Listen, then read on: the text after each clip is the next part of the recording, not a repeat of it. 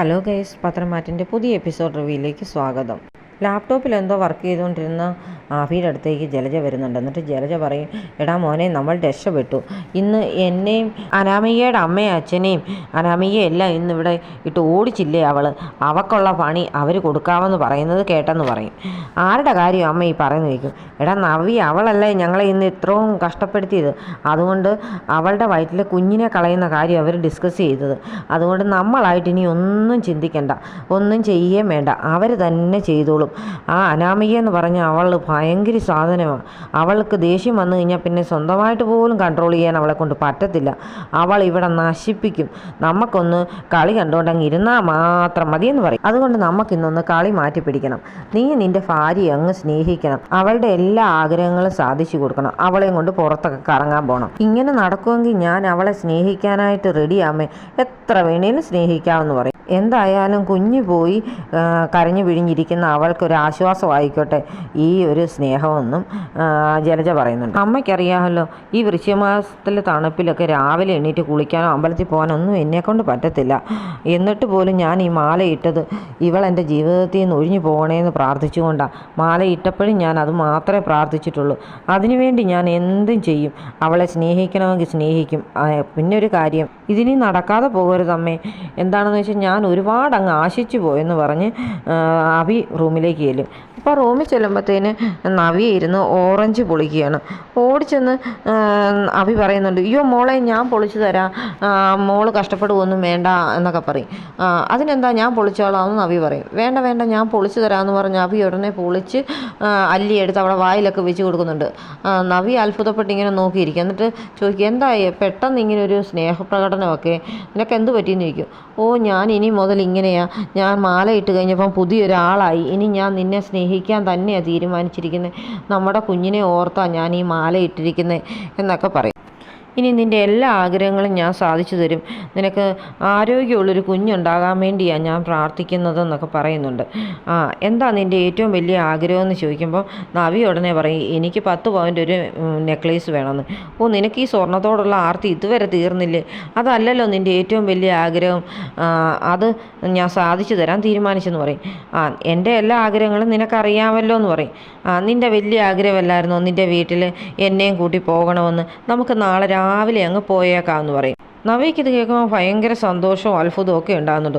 നീ സത്യമാണോ പറഞ്ഞത് എന്നൊക്കെ ചോദിക്കും. പിന്നെ പറയും, എന്തായാലും ഞാൻ വീട്ടിലോട്ട് വിളിച്ചൊന്നും പറയുന്നില്ല, രാവിലത്തേക്ക് നീ ചിലപ്പം മാറ്റി പറഞ്ഞാൽ എൻ്റെ വീട്ടിലുള്ളവർക്ക് സങ്കടമാകുമല്ലോ, അതുകൊണ്ട് നാളെ നടന്നെങ്കിൽ നടന്നെന്ന് പറയാമെന്ന് പറയും. ഇല്ല, ഞാൻ നിന്നെ ഒരിക്കലും വിഷമിപ്പിക്കത്തില്ല, ഇനി മുതൽ ഞാൻ എന്നും ഇങ്ങനെ തന്നെ ആയിരിക്കും എന്നൊക്കെ അഭി പറയുന്നു. നീ ആദർശേട്ടനെ കണ്ടുപഠിക്ക്. അമ്മായിക്കാണെങ്കിൽ നയനെ ഒട്ടും ഇഷ്ടമില്ല, എന്നിട്ട് പോലും ആദർശേട്ടൻ നയനെ സ്നേഹിക്കുന്ന കണ്ടില്ലേ? അതുപോലെ നിനക്ക് എന്നെ സ്നേഹിച്ചാൽ എന്താ കുഴപ്പം? നിൻ്റെ അമ്മ എന്തെങ്കിലും പറഞ്ഞാൽ ഉടനെ നീ അങ്ങ് മാറുമല്ലോ എന്നൊക്കെ നവ്യ പറയും. ഇനി ഞാൻ അങ്ങനെയൊന്നുമല്ല, നിന്നെ സ്നേഹിച്ച് മുമ്പോട്ട് പോകാനാണ് ഇനി എൻ്റെ ആഗ്രഹം, നമുക്ക് വേണമെങ്കിൽ പുറത്തൊക്കെ പോകാമെന്നൊക്കെ പറയും. പാവം നവ്യ ഇതെല്ലാം അങ്ങ് വിശ്വസിക്കും. എൻ്റെ അഭിയുടെ സ്നേഹം ഇതുപോലെ തന്നെ അങ്ങ് നിന്നാൽ മതിയായിരുന്നു, ഇനി ഒരിക്കലും മാറാതിരിക്കണേ എന്നൊക്കെ നവ്യ എന്ന് പ്രാർത്ഥിക്കുകയും ചെയ്യുന്നുണ്ട്. പക്ഷേ ഇറങ്ങിപ്പോകുന്ന അഭിയുടെ മനസ്സ് ഇത് ഇവളോട് കാണിക്കുന്ന അഭിനയമാണെന്നുള്ളതും നമ്മളെ കാണിക്കുന്നു. പിന്നീട് കാണിക്കുന്നത് ആദർശിനെയും നയനെയാണ്. അവർ മാത്രം രണ്ടുപേരും 2 റൂമിലാണ് കിടക്കുന്നത്. 2 പേർക്കും ഉറക്കം വരുന്നില്ല. നയന ആദർശുമായിട്ടുള്ള നല്ല നിമിഷങ്ങളെക്കുറിച്ചൊക്കെ ഓർക്കുന്നുണ്ട്. ആദർശും അതുപോലെ തന്നെ നയനയായിട്ട് ബൈക്കിൽ കറങ്ങിയതൊക്കെ ഇങ്ങനെ ഓർത്ത് കിടക്കുകയാണ്. 2 പേരും ഉറങ്ങാതെ എഴുന്നേറ്റിരിക്കുന്നതും കാണിക്കുന്നുണ്ട്. അനാമിക റൂമിലേക്ക് വരുമ്പോൾ അനി ഇരുന്ന് കവിത എഴുതുകയാണ്. നീ ഇങ്ങനെ കവിതയും കുറിച്ചുകൊണ്ടിരുന്നു, സ്വന്തം ഭാര്യയെ അവളുടെ അച്ഛനെയും അമ്മയും ഒരുത്തിയിട്ട് ഓടിക്കുന്നത് കണ്ടിട്ട് നീ ഒന്നും മൈൻഡ് ചെയ്ത് പോലും ചെയ്തില്ലല്ലോ, നിനക്കൊന്ന് ചോദിച്ചുകൂടായിരുന്നു അവളോടെന്നൊക്കെ ചോദിക്കും. അതിന് ഞാനെന്ത് ചെയ്യാനാ? നിങ്ങൾ പെണ്ണുങ്ങൾ തമ്മിലുള്ള വിഷയത്തിലൊന്നും ഞാൻ ഇടപെടാറില്ല. പിന്നെ നിന്നെ എങ്ങനെ വിശ്വസിക്കും? നീ ഉള്ളതാണോ പറയുന്നൊന്നും പറയാൻ പറ്റത്തില്ല. നവ്യയെയും വിശ്വസിക്കാൻ പറ്റത്തില്ല. ഇതുവരെയും അതുപോലെയാണ് അവരുടെയും പ്രവർത്തികൾ. സത്യം ആരുടെ ഭാഗത്താണെന്ന് അറിയാതെ ഒരഭിപ്രായം പറയുന്നത് ശരിയല്ലല്ലോ. നേരത്തെ നവ്യയെടത്തി നിൻ്റെ സ്വഭാവം പോലെ തന്നെയായിരുന്നു, ഇപ്പോഴാണ് ഇച്ചിരി മാറിയത്. അതുകൊണ്ട് അവരെ വിശ്വസിക്കണോ നിന്നെ വിശ്വസിക്കണോ എന്നൊന്നും അറിയത്തില്ല. അതുകൊണ്ട് ഞാനിതിനൊന്നും ഇടപെടാൻ പോകുന്നില്ലെന്ന് പറയും. അവൾ പറഞ്ഞതാണ് എൻ്റെ മുഖത്ത് നോക്കിയിട്ട് അവളാ ഇതൊക്കെ ചെയ്തെന്ന്. എന്നിട്ട് എല്ലാവരും ചോദിച്ചപ്പോൾ അവൾ പെട്ടെന്ന് പ്ലേറ്റ് മറിച്ച് കണ്ടില്ലേ? അവൾ പഠിച്ച കളിയാ, അവളെ ഇതിനെ അനുഭവിപ്പിക്കും ഞാനെന്നൊക്കെ പറയുന്നുണ്ട്. അന്നേരം അനി പറയും, എന്താണ് നിങ്ങൾ ചെയ്തു, എനിക്കൊന്നും അറിയണ്ട, ഞാൻ ഇതിലൊന്നും ഇടപെടാൻ വരുന്നില്ലെന്ന് പറയും. സ്വന്തം ഭാര്യയോട് ഇങ്ങനെ സ്നേഹമില്ലാത്തവനുണ്ടോ എന്നൊക്കെ ചോദിക്കുന്നുണ്ട്. അതിന് നമ്മൾ തമ്മിൽ ഭാര്യയും ഭർത്താവൊന്നും അല്ലല്ലോ എന്ന് പറയും. അതെ, നിൻ്റെ മനസ്സിൽ ഇപ്പോഴും അത് കാരണമാണ് നീ എന്നെ സ്നേഹിക്കാത്തതെന്നൊക്കെ അനാമിക അങ്ങ് ദേഷ്യപ്പെടുന്നുണ്ട്. അങ്ങനെയെങ്കിൽ അങ്ങനെ എന്നൊക്കെ പറഞ്ഞ് അനിയൊന്നും മിണ്ടാതങ്ങ് ഇരിക്കും. അനാമിക അമ്മയും രാവിലെ നടക്കാൻ പോകുന്നതാണ് പിന്നീട് കാണിക്കുന്നത്. അപ്പോൾ അനാമികയുടെ അച്ഛൻ അവിടെ വന്ന് വണ്ടിയിൽ ഇറങ്ങുന്നുണ്ട്. അനാമിക ഉടനെ തന്നെ ചോദിക്കുന്നുണ്ട്, കാര്യങ്ങളൊക്കെ എന്തായി അച്ഛാന്ന്. ഇതാ കിട്ടിയിട്ടുണ്ട് സാധനം, കഴിഞ്ഞ പ്രാവശ്യത്തെ പോലെ പാളിപ്പോകരുത്, ഇതിച്ചിരി ഡോസ് കൂടിയ സാധനമാണെന്നൊക്കെ പറഞ്ഞ് ഒരു പൊടി എടുത്ത് കൈ കൊടുക്കും. അവൾ നമ്മളെ ഇട്ട് ഒത്തിരി ഓടിച്ചതാണ്, അത് കാരണം അവളുടെ കുഞ്ഞിനെ നമുക്ക് കളയണമെന്ന് രേവതി പറയും. അവൾ കുറേ വിഷമിക്കുന്നത് നമുക്കൊന്ന് കാണണമെന്നും പറയുന്നുണ്ട്. എന്തായാലും അവൾക്ക് രാത്രി ഒരു ഗ്ലാസ് പാൽ അവളുടെ അനിയത്തി കൊണ്ട് കൊടുക്കുമെന്നല്ലേ പറഞ്ഞത്, അതുകൊണ്ട് അതിനകത്ത് കലക്കി കൊടുത്താൽ മതി. സൂക്ഷിച്ച് വേണം കേട്ടോ, പിന്നെ ഈ മരുന്ന് അകത്ത് ചെന്ന് കഴിഞ്ഞാൽ പിന്നെ 2 ആഴ്ചത്തേക്ക് എഴുന്നേക്കാൻ പറ്റത്തില്ല, അതുപോലെ വയറുവേദനയും വയ്യാഴിയും എല്ലാം ആയി പോകും. എന്നാൽ നിങ്ങൾ വിട്ടു, വൈകിട്ട് അവളുടെ ഓട്ടം നിങ്ങൾക്ക് കാണേണ്ടതല്ലേ എന്ന് പറഞ്ഞ് അയാൾ കാറെ കയറിപ്പോവും. നവ്യ റൂമിൽ ഒരുങ്ങിക്കൊണ്ട് നിൽക്കുമ്പോഴത്തേന് അഭി പുറകിൽ കൂടെ വന്ന് ആ നവിയെ പിടിക്കുന്നുണ്ട്. അന്നേരം നവ്യ പറയും, ഇതെന്താ ഈ ചെയ്യുന്നത്, നീ ഇപ്പോൾ സാമിയല്ലേ, ഇതൊന്നും പാടില്ലെന്ന് പറയും. അതൊന്നും സാരമില്ല, എനിക്ക് നിന്നെ കണ്ടിട്ടിപ്പോൾ നിന്നെ കെട്ടിപ്പിടിക്കാനൊക്കെ തോന്നുന്നു പറയും. അതൊന്നും പാടില്ല, നോയമ്പെടുത്ത് പോകുന്നതല്ലേ, അപ്പോൾ അതനുസരിച്ച് വേണം ജീവിക്കാനൊക്കെ നവ്യ പറയുന്നുണ്ട്.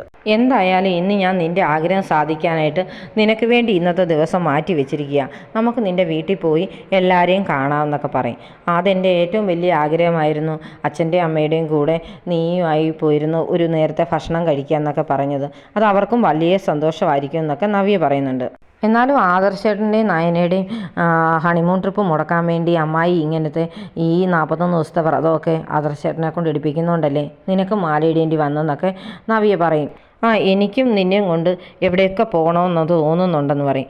ഞാനിപ്പോൾ ഈ അവസ്ഥയിൽ എവിടെ പോകുന്ന കാര്യമാണെന്ന് ചോദിക്കും. എന്നാലും നിനക്ക് പുറത്തൊക്കെ പോകണമെന്ന് ആഗ്രഹമില്ലേ, നമുക്ക് അവിടെയെങ്കിലുമൊക്കെ കുറച്ച് ചുറ്റിക്കറങ്ങാം, നിനക്ക് നല്ലൊരു ആരോഗ്യമുള്ള കുഞ്ഞുണ്ടാകാൻ വേണ്ടിയാണ് ഞാൻ ഇപ്പോഴും പ്രാർത്ഥിക്കുന്നതെന്നൊക്കെ പറയും. ഞാൻ മാലയിട്ടത് തന്നെ ആ ഒരു പ്രാർത്ഥനയോടുകൂടിയാണെന്ന് അഭി പറയും. അപ്പം നവി പറയും, അതിലൊരു തിരുത്തുണ്ട്, എനിക്കൊരു കുഞ്ഞുണ്ടാകുന്നു എന്നല്ല പറയേണ്ടത്, നമുക്കൊരു ആരോഗ്യമുള്ള കുഞ്ഞുണ്ടാകണമെന്നാണ് നീ പ്രാർത്ഥിക്കേണ്ടതെന്ന് പറയും. അതെന്തായാലും ശരി, ഞാൻ ഇന്നത്തെ ദിവസം നിനക്ക് വേണ്ടി മാറ്റി വെച്ചിരിക്കുന്ന, നീ അങ്ങോട്ട് പെട്ടെന്ന് റെഡിയാകും, നമുക്ക് നിൻ്റെ വീട്ടിലേക്ക് പോകാമെന്ന് പറഞ്ഞ് അഭി ഇറങ്ങിപ്പോവും. എന്നിട്ട് അഭി ഇറങ്ങി വരുമ്പോഴത്തേന് ജലജ അവിടെ ഇരുന്ന് മേക്കപ്പ് ചെയ്യുന്നുണ്ട്. അപ്പോൾ ജലജയുടെ അടുത്ത് വന്ന് പറയും, അമ്മ ഞാൻ തകർത്ത് അഭിനയിക്കുന്നുണ്ട്, അവളെല്ലാം വിശ്വസിച്ചിട്ടുണ്ടെന്ന് പറയും. എന്നാലും അവൾക്ക് ഡൗട്ടുണ്ടോയെന്ന് സംശയമുണ്ട് എന്ന് പറയും. അവൾക്ക് സംശയമൊന്നും ഉണ്ടാകാത്ത രീതിയിൽ നീ മാക്സിമം അവളെ അങ്ങ് സന്തോഷിപ്പിച്ചേക്കണം. അതുപോലെ അവളുടെ വീട്ടിൽ ചെന്നിട്ട് അവളുടെ അച്ഛനെയും അമ്മയും ആ മൊട്ടച്ചിയൊക്കെ അങ്ങ് സ്നേഹിക്കുന്നതായിട്ട് അഭിനയിച്ചേക്കണമെന്ന് പറയും. അതൊക്കെ ഞാൻ ഏറ്റെന്ന് പറയും. പിന്നെ ഇന്ന് വൈകിട്ട് തന്നെ അവരാ ഗുളികയെ കൊടുക്കും അവൾക്ക്, അതുകൊണ്ട് ഇന്ന് തന്നെ അവളുടെ കുഞ്ഞ് പോകാൻ സാധ്യതയുണ്ടെന്ന് പറയും. എൻ്റെ അമ്മയെ അവൾ നമ്മുടെ പേരെങ്ങാനും പറയുമോന്നാണ് ഇപ്പോൾ എൻ്റെ സംശയമെന്ന് അഭി പറയും. നമ്മളെ അങ്ങനെയൊന്നും പറയത്തില്ല, നീ അതുപോലെ അവളെ സ്നേഹിക്കുന്നൊക്കെ ഉണ്ടല്ലോ, പിന്നെ കൂടുതൽ പ്രശ്നങ്ങൾ വരുവാണെങ്കിൽ നമുക്കിത് ചെയ്തവരുടെ പേര് തന്നെ അങ്ങ് പറഞ്ഞു കൊടുക്കാമെന്ന് പറയും. ആരുടെ, അനാമികയുടെയും അവരുടെ അമ്മയുടെയും കാര്യമാണെന്ന് ചോദിക്കും. അതെ, അവരെ അങ്ങ് പറഞ്ഞു കൊടുക്കണമെന്ന് പറയും. അത് വേണ്ടമേ, അതിനേക്കാൾ നല്ലത് അവൾക്കെന്നും പാല് കൊണ്ട് കൊടുക്കുന്നത് നയനയല്ലേ, അപ്പം നയനയുടെ പേരങ്ങ് പറഞ്ഞാൽ മതി എന്ന് പറയും. അങ്ങനെ ഇവർ രണ്ടുപേരും വീണ്ടും അടിയായിക്കോളുമല്ലോ എന്ന് പറയുന്നുണ്ട്.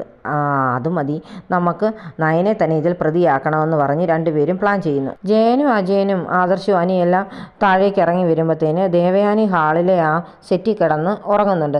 അന്നേരം ആദർശി എന്ന അമ്മയെ എന്താ കിടക്കുന്നത്, ഇവിടെ എന്നാ കിടക്കുന്നതെന്നൊക്കെ ചോദിക്കും. മോനെ ഞാനങ്ങ് ഉറങ്ങിപ്പോയെന്ന് പറയും.